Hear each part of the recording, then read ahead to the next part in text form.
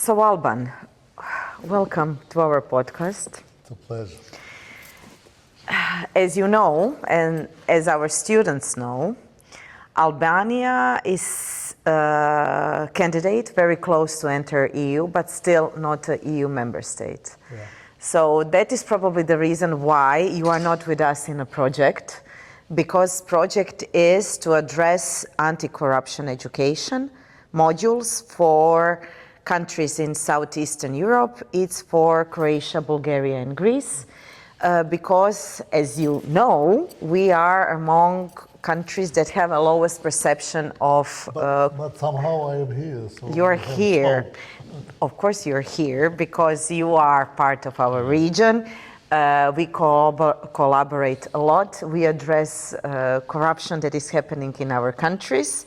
And that's why we want to prepare you even before entering European Union and ask you as a person, professor, internationally recognized expert, the one that introduced legal clinic in the anti-corruption education in Tirana.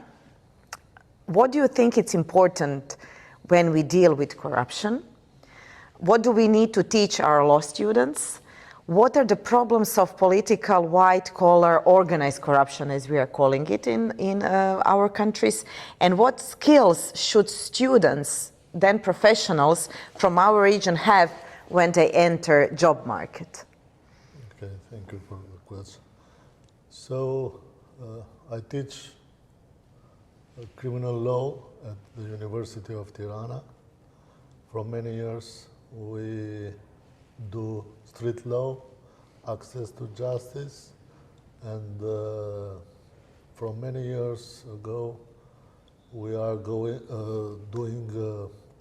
anti-corruption issues and lessons that helps the students to have a new approach at the law faculty with the corruption and with the corruption issues, which is very important to know how not only the legal part, but and the practical one, how to research in corrupt situation and to evidence each of them, how to make present these situations in first among them, so all the students knows that in Albania we have a present situation of corruption, and especially the law students has to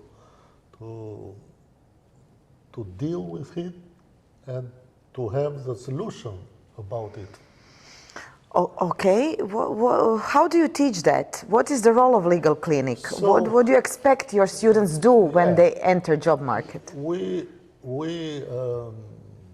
choose each year at the practice, so the students that follow clinical education, they make practice, but make practice in research in anti-corruption and have solutions for the hypothetic okay, so what I found by your students when I listened to the presentation, and I think that all our students should do in the region, so it's not enough to identify the cases of corruption in many areas of public service, in private business, but also to propose solutions.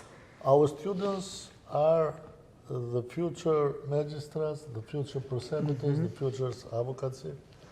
And this is the reason that we teach them, because they have to decide one day how to make a case of corruption, or that is more important, how to make decision in case of corruption. We have a special court in anti-corruption, and the SPAC, the Special Prosecutory of Albania, that is doing good job, but it's not enough.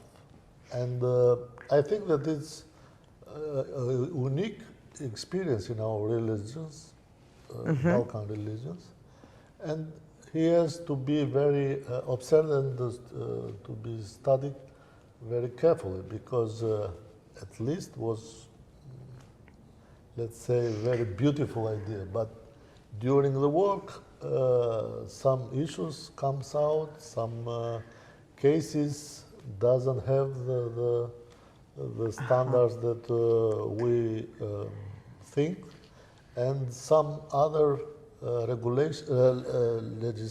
legislative regulation has to be done in order to make this new reform in Albania to have his best. But the students are very important, like a new operator of this kind of war anti-corruption.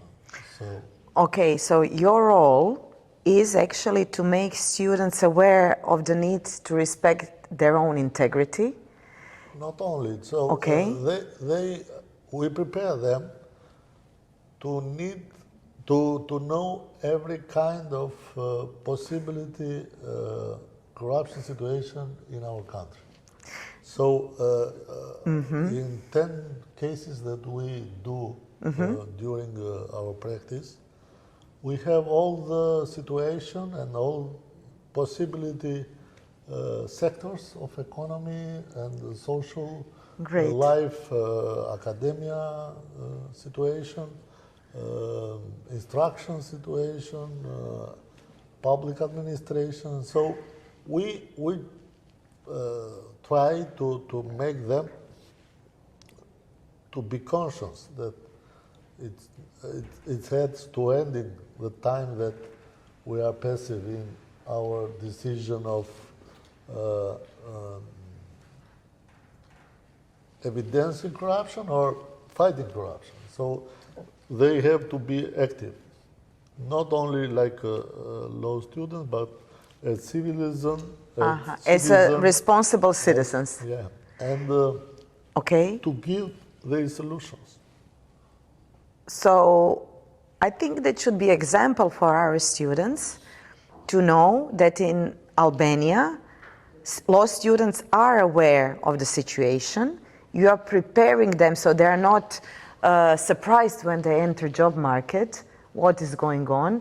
You develop critical skills. Yeah, that's the point, to make them conscious that they has to make their own. So without any globalization thinking or comfort thinking in our efforts to be part of European Union, but to be honest with our issues and with our problems in anti-corruption. Okay, so we can say that Albanian students in your university are getting ready also to be a part of EU citizenship. Yeah, of course. And that you teach them how to respect EU directives in anti-corruption level, whistleblowing protection, without even being member of European Union. Yeah. And that is very important for them to know, because in the future we do hope that you will join us. Yeah, exactly. Many times for political reasons we don't say the right things, or let's say we have some lies to arrive at our point, but to be an honest lawyer or to be an honest citizen, the first thing is to have the conscience that the corruption is present. We have to do something about that. This is the reason. Thank you, Alban. And again, we are very happy to have you in our joint workshops, to work together to address corruption issues. It has been a pleasure to have you with us. Thank you.